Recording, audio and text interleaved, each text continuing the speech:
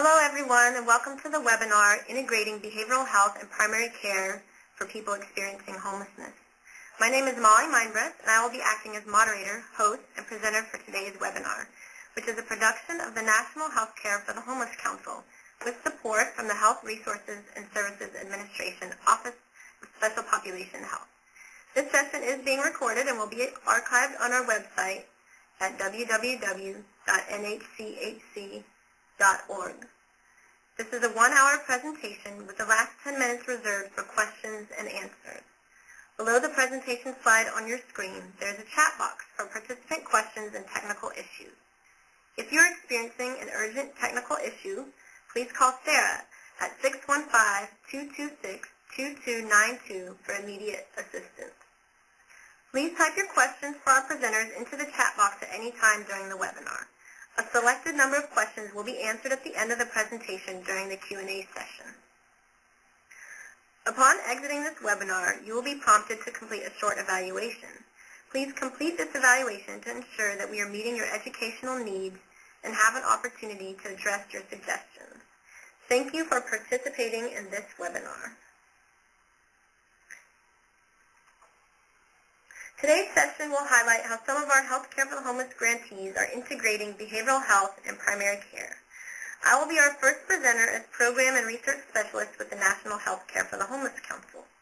I've been with the Council for almost 5 years, taking on various roles such as Conference Planner, Clinicians Network Coordinator, and now Researcher. I'm currently coordinating projects on enabling services, chronic pain management, obesity in children and adolescents, and integrating behavioral health and primary care. Our second presenter today is Dr. Lisa Price-Stevens. Lisa is currently the Medical Director of the Daily Planet Healthcare Center, a federally qualified health clinic in Richmond, Virginia, which serves the homeless, under, and uninsured. Lisa is also an Assistant Professor with the Virginia Commonwealth University, Department of Internal Medicine. She's a board-certified internist with a Master's in Public Health, Community Health. She has published work and presented workshops at several national conferences on integrative, shared, and collaborative models of care. Our last presenter will be Dr. Susan Marie. Susan earned her doctorate in nursing from the University of Utah. She is the Medical Director for Behavioral Health at Old Town Clinic, the primary care clinic of Central City Concern, and Associate Professor in the School of Nursing and Clinical Faculty with the Department of Psychiatry at Oregon Health and Science University. Susan also trains primary care providers in psychopharmacology and consults with organizations regarding effectively integrating behavioral health in primary care settings. I will now begin the presentation. First, I will quickly review our learning objectives for today. We'd like to describe models for integrating behavioral health and primary care in the HCH setting. And by HCH, I mean Healthcare for the Homeless. List recommended trainings to help staff deliver integrated care, and identify funding mechanisms to support integrated care models. So individuals who are homeless have high rates of multimorbidities of medical and mental illnesses. Results from a collaborative initiative to help end chronic homelessness study estimated the prevalence of dual diagnosis to be 52% among individuals who are homeless. The authors of this study, Foster, Lafave, Kresge, Wolf, and Rickards, stated that participants had chronic illnesses as well, although the prevalence rates were not listed, but those included cardiovascular disease, arthritis, hypertension, diabetes, respiratory diseases, HIV/AIDS, hepatitis C, sexually transmitted infections, and dental problems. In 2008, a study of veterans who are homeless found that the top 5 comorbidities were drug abuse and alcohol abuse, tuberculosis and alcohol abuse, hepatitis and alcohol abuse, also heart cardiovascular issues along with hypertension and tuberculosis and drug abuse.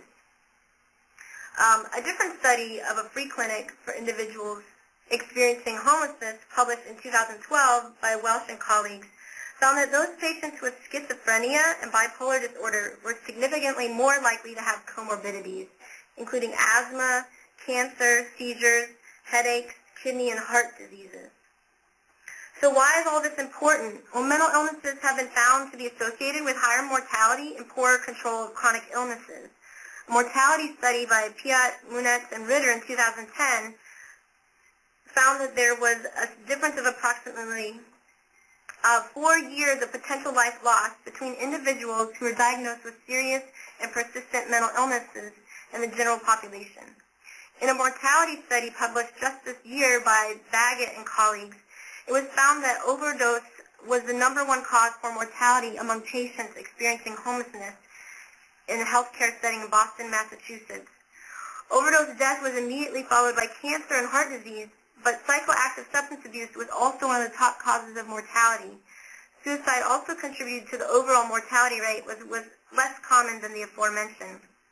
However, all of this leads to the conclusion that behavioral health issues must be addressed in primary care settings. So what are recommendations for managing these multiple chronic conditions? Well, obviously, what we're going to be talking about today is integrated care models. So integrating care for mental health issues, substance abuse disorders, and medical conditions. Also, having interdisciplinary care teams. Having effective communication between all your clinicians, support staff, and front desk staff. Having motivational approaches to care, like motivational interviewing and looking at stages of change and health behaviors. Also, trauma-informed care and providing opportunities for peer support between patients and group treatment. And last but not least, building community partnerships to help increase access to primary mental health care services. Of note, the Affordable Care Act has provided some opportunities for communities to provide integrated care, such as permitting states to create patient-centered health homes as part of their Medicaid programs and awarding grants through the Prevention and Public Health Fund to improve access to and integration of primary care services for individuals being treated for mental illnesses and substance abuse disorders. The Substance Abuse and Mental Health Services Administration has guidance on these opportunities, so you can refer to their website for more information. So the National Healthcare for the Homeless Council set out to explore what Healthcare for the Homeless grantees across the country are doing to integrate behavioral health into their primary care practices. We conducted interviews with 3 grantees, and I'll give a brief summary of our findings, after which we will hear from our colleagues in the field directly. A more detailed account of the interviews will be reported in a publication that should be posted to the National HCH Council website this summer. The 3 sites that were interviewed were the Daily Planet Healthcare for the Homeless, which is a standalone project that provides a range of health services to individuals who are homeless in the greater Richmond area, as well as a medical respite program and a safe haven supportive housing program for individuals with mental illness. Also, there is Central City Concern in Portland, Oregon, which is a large service organization that operates a standalone Healthcare for the Homeless project that helps fulfill its mission to support individuals who are homeless by providing integrated healthcare services, peer support, direct housing, and employment assistance.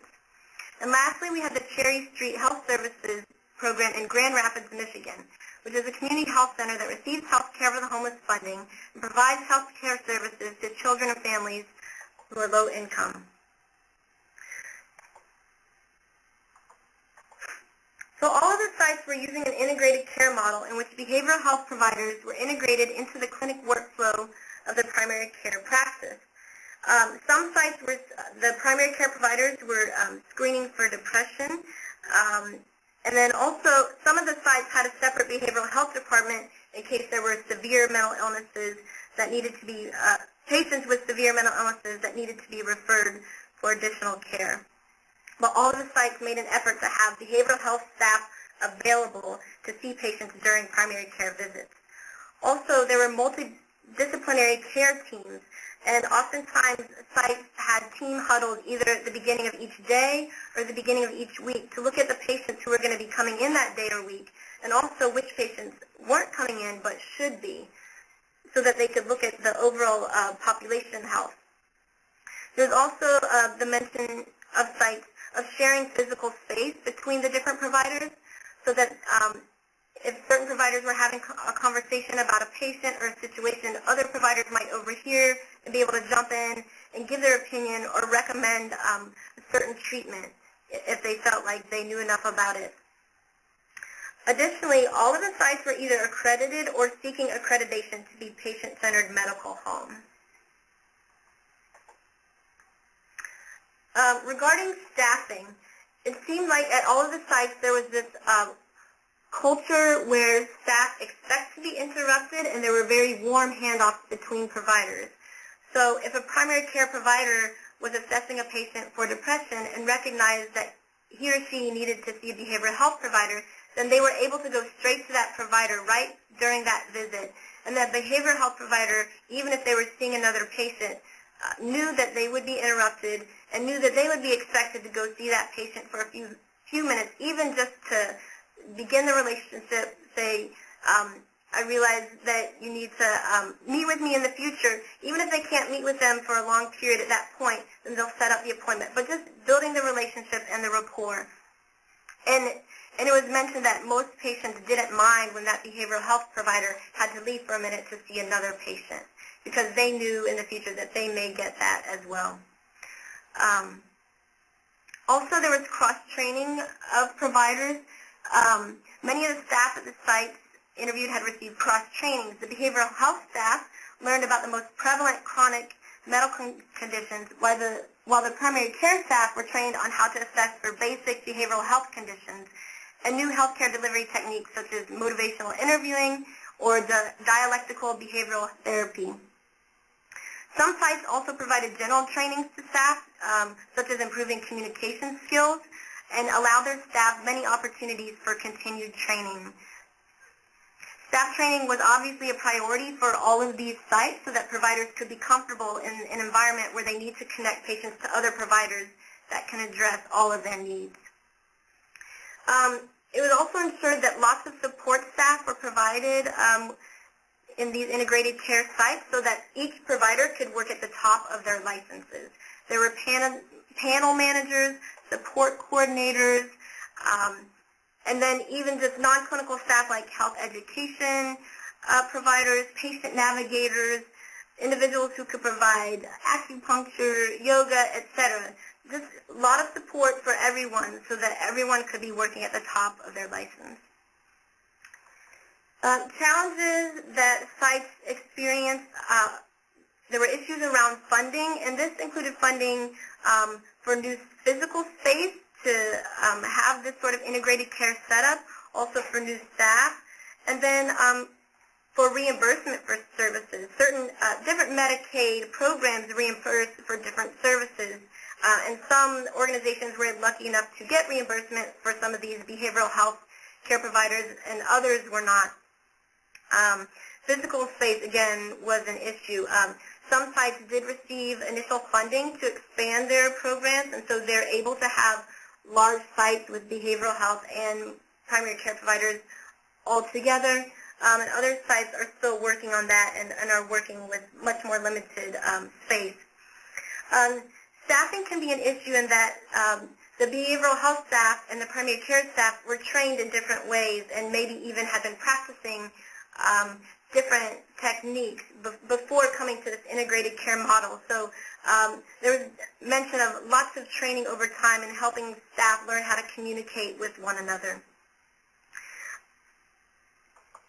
And finally, successes. Electronic medical records were brought up by all of the sites as really helping with this integrated care model, being able to share notes between providers. And like we mentioned with the challenges, some staff had to adjust to the system of sharing records, like behavioral health staff maybe couldn't put such private data into their notes because they knew that a lot more providers would be reading it. But the EMR system makes it easier for everyone to have the same records, and there aren't staff running around trying to bring records back and forth between providers. Other successes that were mentioned were the staff at each site. Everyone was very happy about the flexibility of their staff who maybe had gone from a non-integrated care model to an integrated care model, and we're happy to know that their staff could be team players and work with one another and have coordinated care. And some of this comes with interviewing and recruiting new staff and ensuring that those are the types of people you hire who will be flexible and can be team players. Also, commitment from the leadership, commitment to expand services, bring on new staff, support staff and continue trainings. And also, community collaborations were brought up as successes. Some sites cross-referred between agencies in their communities if they weren't able to provide certain services, like for more severe behavioral health issues. Some sites just did care coordination because they were able to provide everything from basic behavioral health care, basic primary care, to services for those individuals with more severe behavioral health issues. And so, but a patient might be already getting services at another site and they're comfortable there. So these healthcare for the homeless sites would just make sure that they were communicating with providers at those other agencies to coordinate care. And lastly was just this culture at each site of the willingness to change and grow. And I think staff were very appreciative of their sites and their abilities to do this. So now I'm going to let our speakers give us a lot more detail about what they're doing at their sites. I'll pass the microphone to Dr. Lisa Price-Stevens to tell you a little bit about what the Daily Planet is doing to integrate behavioral health and primary care. Thank you so much, Molly. It is an honor to participate in this webinar, and I send greetings from Virginia and the Daily Planet. I will say that at the Daily Planet, we do not profess to be experts in integration or its process, but we are an organization that has a will and desire to integrate. So we hope that through this process that we can share our process and that you find common ground with our organization. We are an organization on the grow. As you can see here, we are a small to medium-sized, fairly qualified health center with our special interest in the homeless or folks who are at risk for homelessness. Last year, or in 2011, I should say, we had over 30,000 total encounters with 6,000 unique patient encounters.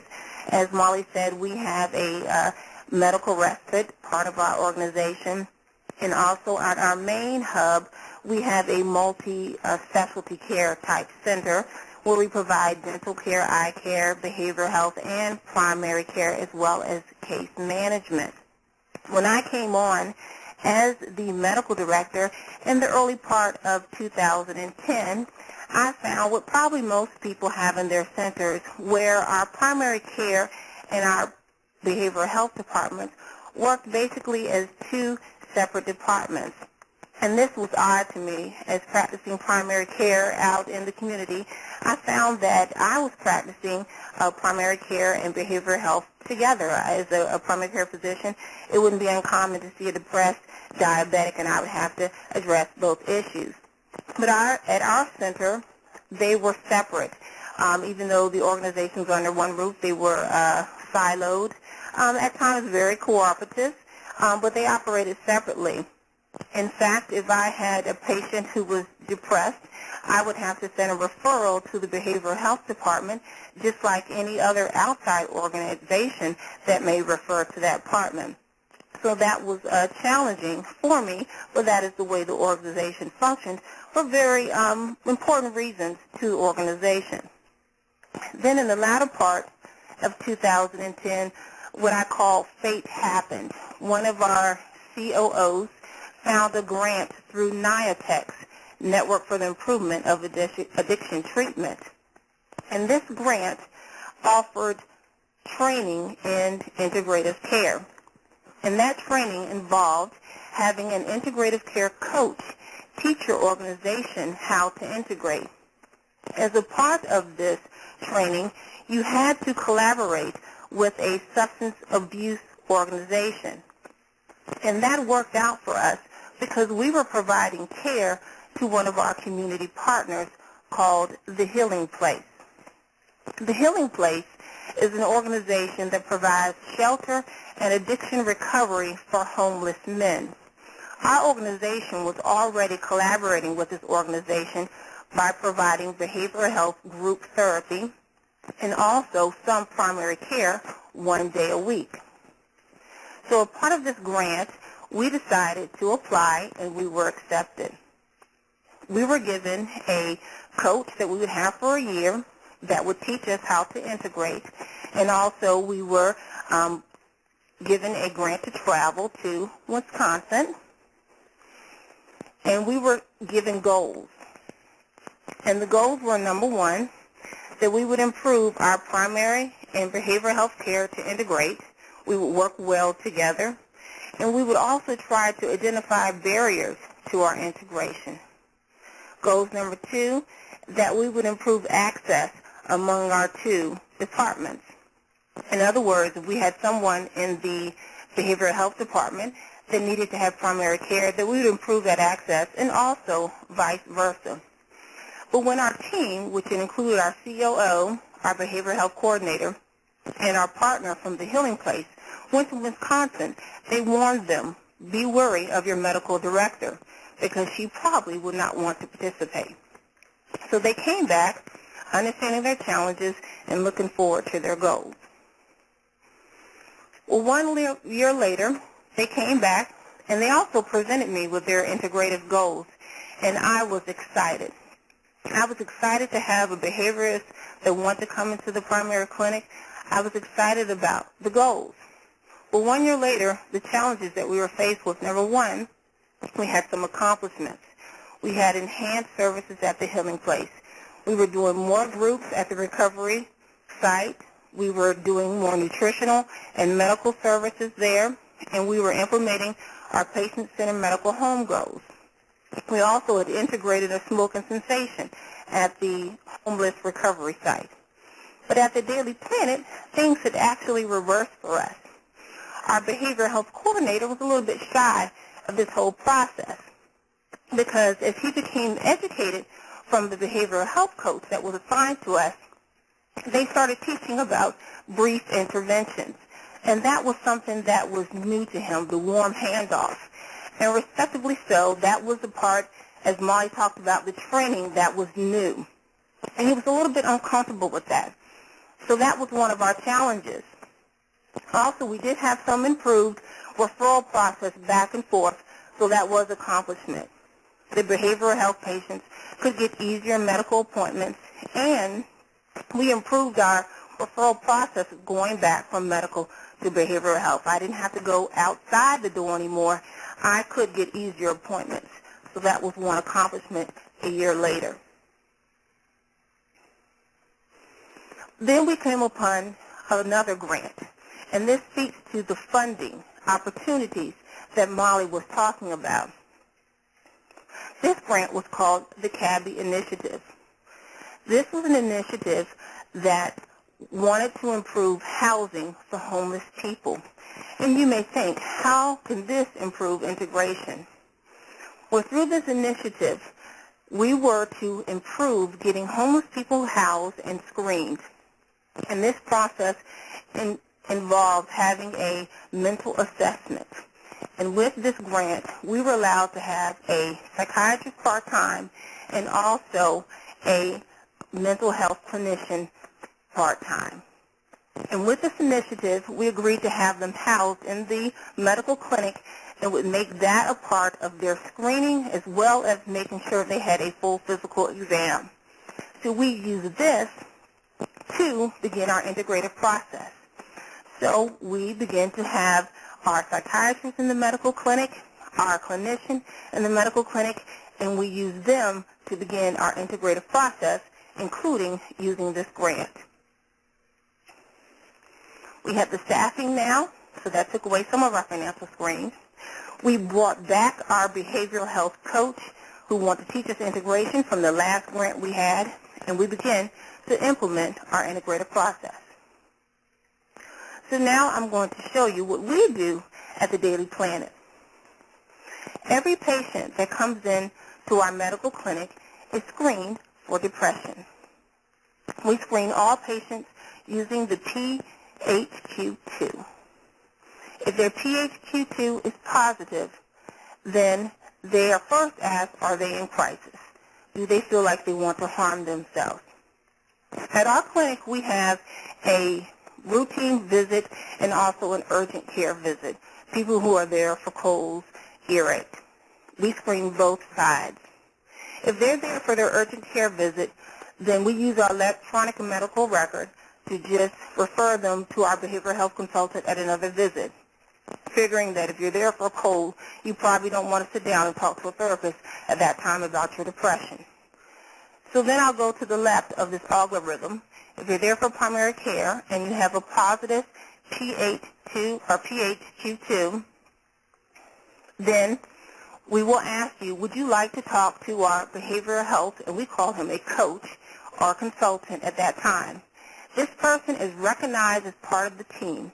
So as Molly alluded before, this person can walk in the room just as much as one of the clinicians, one of our nurse practitioners, or one of the physicians he or she has a right to walk in the room just like any other provider, because we share space. If the person says yes, they would like to talk, then he walks in the room before or after the clinicians. If a clinician is running behind, then this actually works out perfectly because the patient doesn't feel like they're having a prolonged wait time, and they also feel like they're getting more out of their visit. And also, I neglected to mention that the PHQ2 is conducted by our medical assistant.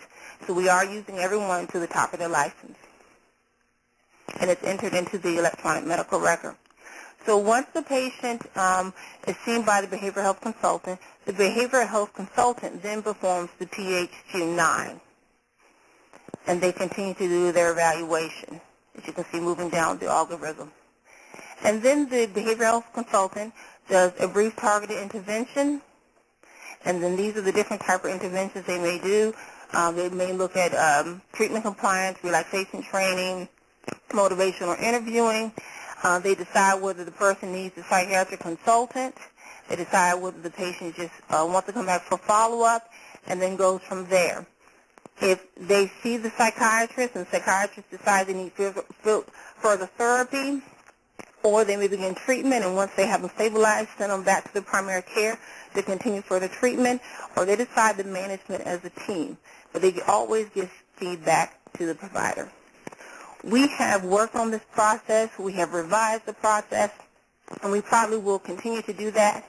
We are now a part of another grant and collaborative that we've joined, where we are now looking and measuring the scores on the PHQ9. So the way we've tried to fund our integration and participate is to join collaboratives and learn more.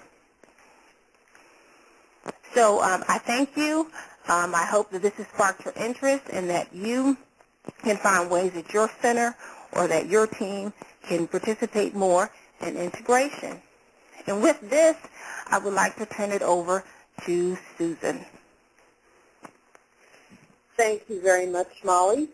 And I'd like to say hello from the Pacific Northwest and talk a little bit more about the actual nuts and bolts of behavioral health integration. As Lisa and Molly have both described, it's important to recognize this huge paradigm shift. And I think Lisa has done a wonderful job of describing the literature that we really know that this is really state-of-the-art, and there's a lot of motivation now to increase the integration of mind and body, which really should be no surprise to us, actually. But I think it's interesting that really we have to remember that primary care has always been prescribing 80% of antidepressants prescribed and 70% of all psychotropic medications. So this is really, what we're really doing is improving patient care, but that these folks have been in primary care all along. So how do I define, and how do we define integrated behavioral health? At this level of integration, we really look to having the same electronic health record, which we do. All notes are within one section. How we have gotten around that in terms of behavioral health anxiety about charting is by providing a new format. Some behavioral health folks are not familiar with charting, so we train folks. Behavioral health folks tend to write volumes in their subjective, and so I basically tell my staff they need to write their subjective in 3 sentences, which helps them get a sense on, and it helps eliminate some of those problems about, well, if I write all about this trauma that I talked about with the patient, then what do I do with that in the clinical record? So 3 sentences of objective, mental status, and then assessment and plan. And it's been amazing how that has helped. We are in the same physical space. Each of our psych nurse practitioners have a desk in the team room, right with primary care, in addition to working in interview rooms with patients. And that has been phenomenally important in terms of that ongoing communication. For them to lean the chair back and say, well, now what about that? Or what about this? It's been just very, very powerful. And again, rapid accessibility. We do warm handoffs all day long. So here are the 3 key things, the 3 legs of the stool, so to speak, for success. It's very important to really identify what the roles and processes that you want to develop. There's some cultural pitfalls that Lisa alluded to that I'd like to speak a little bit more about today, and then sustainable revenue. And I'd like to share with you what we have come up with, which may or may not be changing with healthcare reform. So I would highlight the key points on that and the advantages of each. Okay, roles. There's several different functions, which Molly has alluded to. One is what's considered the behaviorist. There's various different flavors, which can be anywhere from licensed psychologists to unlicensed mental health staff. And depending on whether you're going to go for financial reimbursement, determines, in a good point, what flavor of mental health professional or behaviorist you want to hire. These are the key skills you want to look for. Where do you find these folks? Oftentimes, people who have a history of working in emergency departments, in consult liaison work, providing crisis intervention, those are gems for moving into primary care and doing this work. I've had less success with transferring folks who have had years of experience working in specialty mental health centers, and even less success moving people who have been in private practice into a integrated setting. Psychiatric expertise is also the very, very key function, not only for success of the program and improving patient outcomes, but quite frankly also in terms of the financial stability of the ability to generate integrated care. One of the roles that tends to get overlooked in some of the literature around integrated care are psychiatric nurse specialists or nurse practitioners. These are folks who have master's degrees or doctorate degrees, and in most states actually have independent practice and are able to prescribe psychotropic medications. They are what you could consider narrow in their focus, but deep in terms of their ability to provide services. The other advantage for thinking about this is that they're, by and large, cheaper, to speak quite frankly, than if that is not a resource. Certainly psychiatrists are also very, very valuable and can be an important resource. But you need that psychiatric expertise. What does that role do? In addition to providing very focused, not general, comprehensive psych evals like you see in specialty mental health, there's focused psychiatric assessment, psychiatric med management, and these other kinds of services as well. In addition to that, the other piece that they do, which at least I do in my clinic, is I provide many, just-in-time consultations where the primary care provider doesn't even need to refer the patients to me if they can just pull me out for a second and say, well, now, this is what's going on. What should I do? Can I really go above 300 in this? Or what should I, how many hours is it to that Depakote level? And I can provide that just-in-time consult, and then they're on their way with providing care again for the patient. The other thing I do is I provide psychopharmacology training for my primary care staff in the clinic on a regular basis, and they've come to really value that, and we have a lot of fun with it, and so their competence and comfort with prescribing psychotropic agents has really increased to the point that now, as the specialist on the team, I don't even see people who are for just pure depression. Before they get to me, they really have to have been tried on several antidepressants according to certain protocols, so we have a standard work around that. But I see treatment-resistant depression, bipolar disorder, a complex trauma, et cetera, schizophrenia, all those illnesses, that those patients are in our practice. Okay, processes. We talked about ready access. The warm handoff is really a wonderful thing. One of the little gems I found, if you have in your behaviorist or psych NP or psychiatrist office a little tiny fridge that has a few drinks in it, preferably non-alcoholic type, that when you get step back pulled out, you can offer the patient a bottle of something, a glass of water, whatever it is. I have never had a patient complain. It's amazing, especially for our folks that don't have those kinds of courtesies and really luxuries of having a Snapple lemonade for 15 minutes while you go do an intervention. It's a wonderful recognition and of their willingness to allow you to do that. We don't really do referrals. That's part of the gem of this. It's a very, very simple process. There's no criteria for referring. I'm one of the team, and they just schedule appointments with me. So in other words, the primary care panel is my patient load. Anybody in the clinic I see.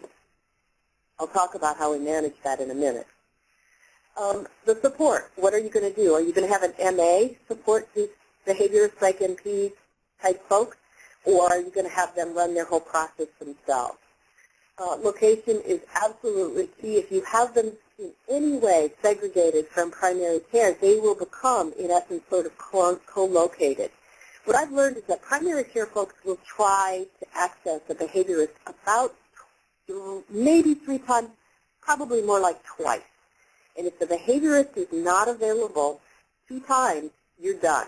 The primary care provider is too busy. They will not look a 3rd time. So that accessibility is so important. And the location, they don't want to have to run down the clinic to the far hallway to find you. We've talked about documentation. We're in one chart. And it is helpful to have some high-risk procedures. For example, we have these elaborate procedures around Coumadin, for example, to prevent adverse outcomes. But in our clinics, do we have similar processes around patients with suicidality or psychosis or being manic? And those are the patients that are already in our practices. And there's some fairly simple ways to create that safety net, similar to what we've done with Coumadin, although it doesn't involve, usually doesn't involve a finger stick. All right, preventing cultural clash. This cannot be underestimated, and if you want this to go seamlessly or at least as smooth as possible, pay attention to this. Number one, in specialty mental health, a behaviorist or psychiatrist that you bring in will have an image in their mind that they have a caseload of clients. And those are the people they see. That's a big difference from, as I mentioned, where you see all of the PCP's patients. That's your caseload. Mental health values confidentiality, switching to valuing collaboration.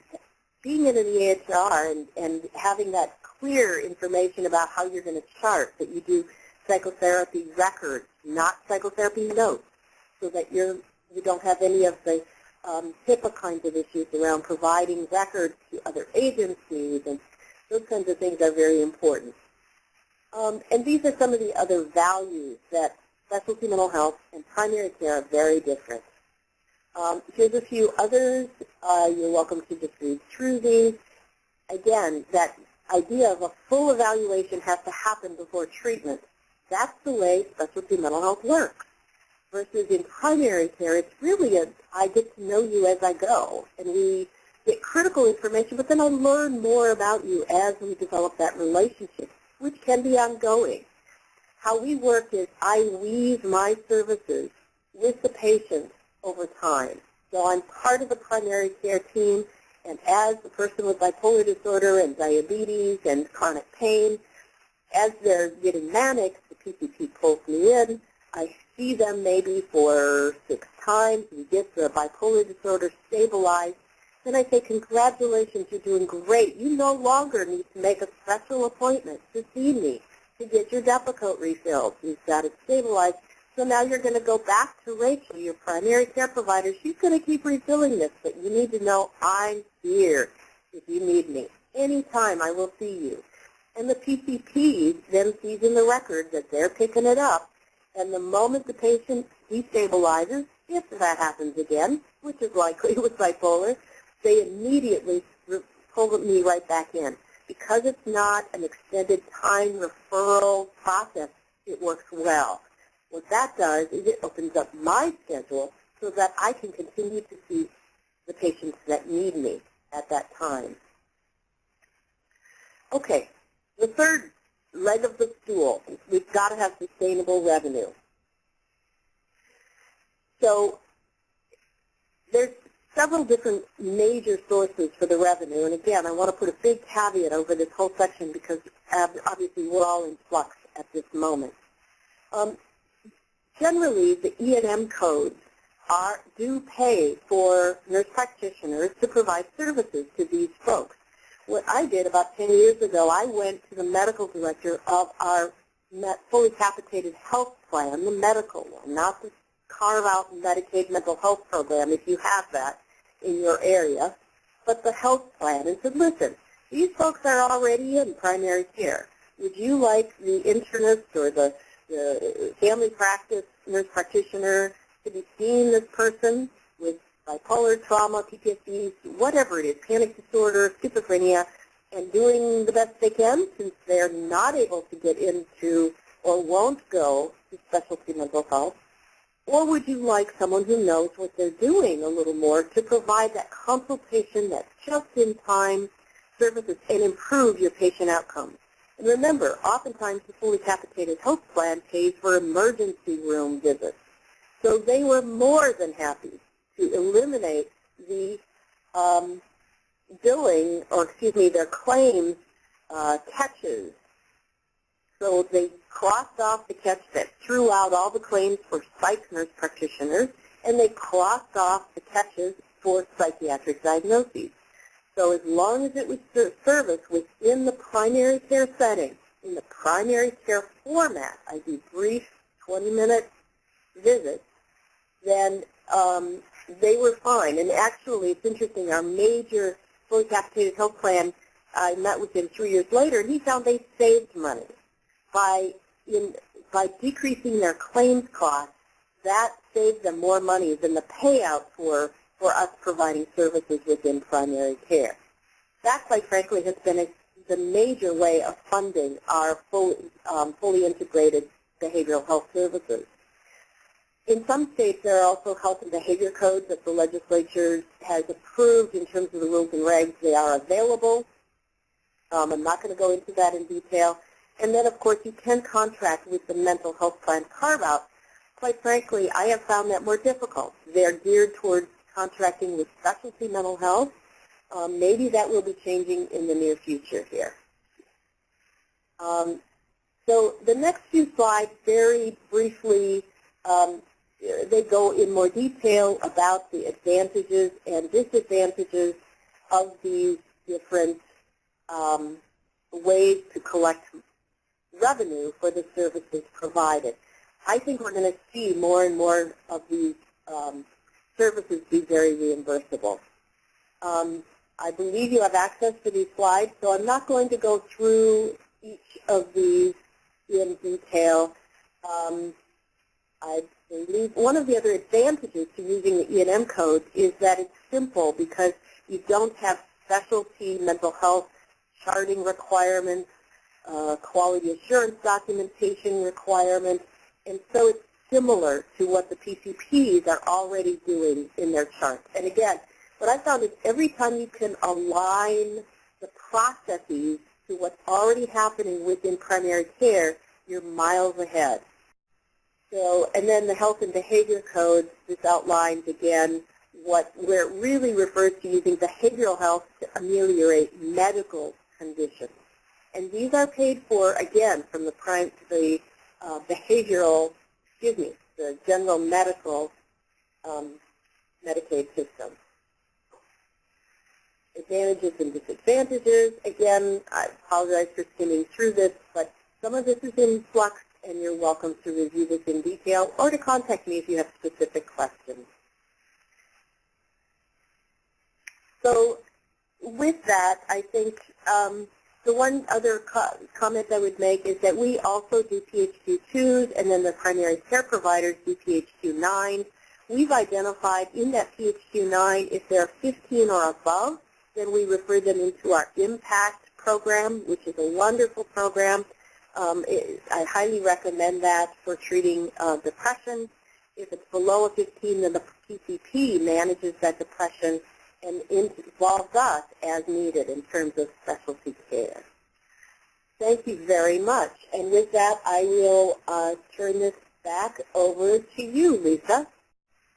Thank you so much, Susan. And I'm going to say that I think we're ready for our question and answer, and our moderator, Molly, is going to lead us in that discussion.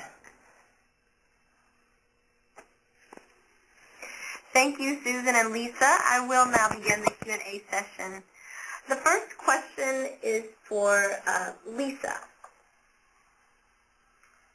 1 second. Could you address how the care coordination referrals are tracked or managed for population health management purposes if patients are no-shows to their referral appointments, etc.?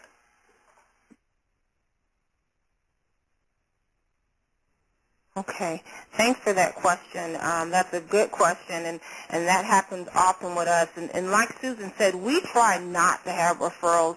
The whole part of integration is to have that person right there when you need it.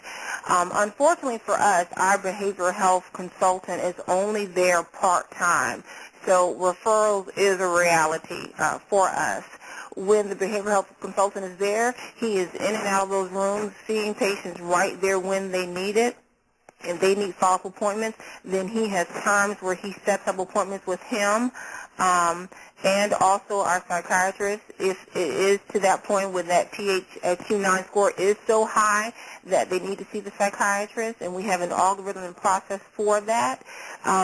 When he's not there, then we use our electronic medical record where the clinician sets that up, and we talk, via what we call telephone encounters, via encounters, where our front desk will go ahead and make that appointment. We have an open scheduling system where they go right into his appointment schedule, which, is a paradigm shift for that community. They don't hold on to their schedule. We have an open scheduling system. We make that appointment right in. So it's almost like not a referral, but, that patient has that score. They need to be seen. We make that appointment right then. The second part of that question, if they are no-shows, there's always the primary care component.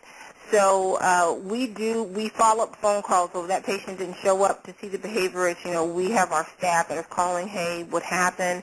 Because we look at them as a vulnerable population. So if you're depressed and you didn't show up for your depression, then we're always afraid what happened to you. But then we always look at a patient like it takes us a village to take care of a one daily planet patient. So, your case manager will look on there and say, hey, you didn't show up for that appointment. What happened? When you come in for your hypertension check, we're looking. You had an appointment with the therapist the other day. What happened? So we're always kind of, holding our arms around that patient and trying to reconnect them. And with that, just like when he comes to the therapist, if he didn't show up for a medical appointment, he does the same, or she does the same thing.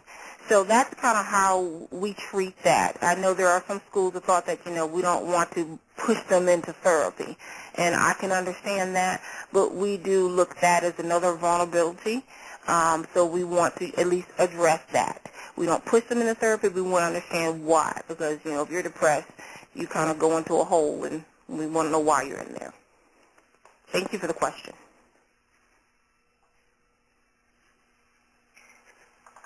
Thank you, Lisa. The next question is for Susan. Someone is asking, they're thinking that this would be difficult to implement in a small town with no teaching hospitals where every institution is a separate entity. And so do you, Susan, and potentially Lisa, do you have any recommendations for this type of situation?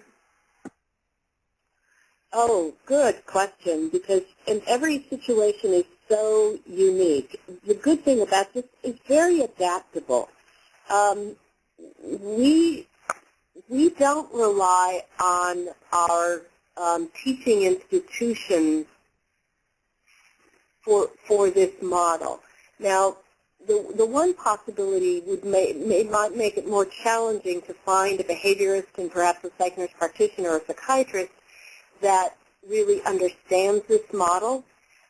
In that case, if you are only able to hire somebody who really doesn't know what this involves, I would highly recommend sending them to work with someone in a clinic to actually see it, feel it, smell it, get it, because there's such a gestalt about this model that that would be what I would recommend to help that staff development process move along more quickly and more effectively.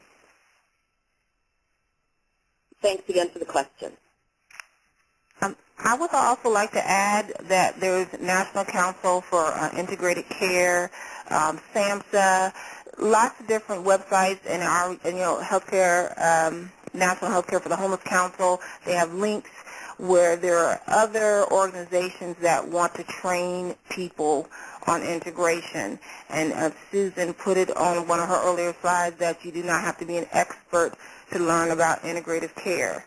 So, just like I talked about, that we joined collaboratives, we signed up for grants to get training. So if you have someone in your office, one of your MAs, your nursing, your clinicians who want to, apply for grants where you can get trained, that's how you can get started.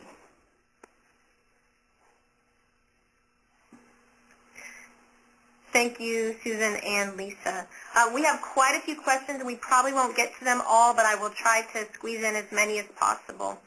The next question is there a way to implement integrated care in a mobile or street outreach setting? I'm going to give that one to Lisa, and Susan, feel free to answer as well, but we'll start with Lisa.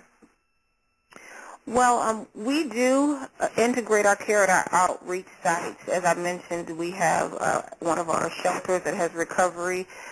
We do that there, and we also have an organized soup kitchen which we go on Fridays, and we try to integrate care there. In that, we bring our team. We bring our primary care person, we bring our behavioral health consultant, and we go there, and as we are doing what we do, our high blood pressure screening, we do PHQ-2s, and we, have on our little private area, we ask the question. And that person who's with us, our behavioral health consultant, is willing to do a brief intervention. So that person has to be flexible. You can't sit down and do a 50-minute, whole session on the street in your mobile unit or whatever. But if you can do that brief intervention and say, hey, this is our card, let's get together. If you can connect with that person, stop them from, or they can open up to you and say, listen, if you're depressed, you don't have to be this way. And I can't, go through all that he says. But whatever intervened at that moment, you can do that in a mobile fashion. I love Susan's idea about giving them water or something. I think it's about connecting with them and them being willing to open up. Because I don't think they view our consultant as being per se, maybe a psychiatrist or whatever label they want to put, a stigma maybe that they wouldn't want to open up. They look at us as just being providers and a team trying to help. And that's how we approach it, is that we're here to help. We don't wear any particular clothing, so they probably don't know who's the doctor, who's the consultant, who's the nurse. They just look at us as a team, and I think that's what that whole integrative care is about, anyway. So, yes, you can do it. I fully agree with Lisa. It's very important that the behaviorist psych NP who is really fully part of the team. And again, that concept of, I know it's hard to think about having somebody there all the time, but think about it. How effective would your primary care team be if you had an MA there half the time? Pretty soon the primary care provider would quit trying to rely on them because they wouldn't know if they were there or not. So we really need to build in that reliability if we're going to fully integrate and make this model really work for the benefit of the patient. In terms of the mobile setting, I think it is a challenge. Remember, though, if you're able to figure out the way to the billing stream that you're going to pursue, those are billable visits. So, in essence, for example, at Central City Concern Old Town Clinic now, the psych nurse practitioner visits have really become the funding source by which we now have acupuncturists, and we have a CADC person doing substance abuse screening and interventions with experts, and I mean a number of different behaviorists we've been able to develop based on that revenue stream. And for us, we found Psych NPs were the easiest way to do that. So don't forget that. Thank you. Thank you, Susan and Lisa. I think we only have time for one more question, and as there are a lot of other questions that haven't been answered yet, we will try to get responses from our presenters and post them on the website along with the recording of the webinar and the PowerPoint slides. So bear with us. This last question asks, I'm interested in the comments regarding the need for mental health providers to change the way they chart in the EMR. Like most mental health providers I know, I tend to write fairly detailed notes to promote continuity between sessions with the client. When implementing EMR, is there a potential problem in that the mental health providers may begin to keep a record of visits in the EMR but start to keep therapeutic notes elsewhere, essentially creating two patient records? So, Susan, we'll start with you, and Lisa, if you have comments, you can give them after Susan. Oh, yes, absolutely. That's a huge caveat and pothole. It just takes really very clear communication that is not acceptable. And quite frankly, as a behaviorist, as a psych NP, I've done therapy, psychotherapy, and for 25 years. Really, 90% of that note you don't need. We don't sit and read pages and pages of notes before you see the patient again. What you need are the cues to remind yourself of what's going on, what were some of the key points, what were some of the questions that you didn't get a chance to bring up or that you want to pursue next time. Those are the things you document. And some of the detail that we've been so afraid to lose really does, we have not found that to deter care. But it does take retraining your staff. Again, teaching them how to do soap charting with 3 sentences for the S before they move into a mental status. And you've got to teach them to do a mental status every time in order for the billing code. But that works well. Okay. Okay, great. I would just like to thank our presenters again and our participants, and this will conclude our Q&A session. Thank you for joining the Integrating Behavioral Health and Primary Care for People Experiencing Homelessness webinar produced by the National Health Care for the Homeless Council. This webinar will be archived soon on our website at www.nhchc.org. A link to the archived webinar will be emailed once it is posted to our website. And again, we will try to get the rest of the questions answered posted in that same place. At the close of the webinar, you will receive a survey link to evaluate the presentation. Please complete the survey so that we are able to improve your webinar experience. Please register for our upcoming webinars this month. Employment support in the HCH setting will take place tomorrow at 12 Eastern. On February 27th will be Medicaid eligibility, enrollment, and outreach, changes coming to the HCH community. And on February 28th will be PCMH updates for safety net providers. Also, there will be a pre-conference institute on integrating behavioral health and primary care at the National Health Care for the Homeless Conference and Policy Symposium in March, so sign up for that if you have not done so already. And we invite you to visit the National Health Care for the Homeless Council website for a full listing of upcoming and archived council webinars as well as other educational products. This meeting will now be